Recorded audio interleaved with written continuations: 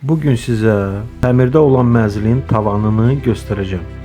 Artıq alüminium LED profillər tam şəkildə quraşdırılıb. Dizayner yanaşmasına görə əvvəlki spot işıqlar artıq dəbdə deyil.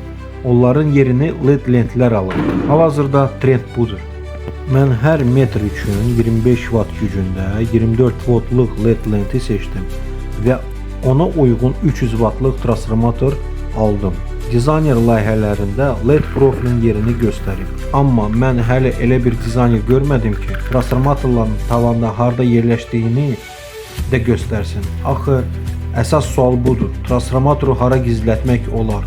Fikirləşmək yenə elektrik ustalarının üzərində düşür. Ən yaxşısı əlbəttə ki, ayrıca bir kiçik bir şit qoyub bütün transformatorları orada gizlətməkdir. Amma bu çox xərc tələb edir, çünki yüzlərlə metr kabel çəkiləcək. Mən isə daha praktik variantı seçdim. Profillərin yaxınlığında, tavanda 20-nin 20-yə müdaxilə qapaq qoyuram.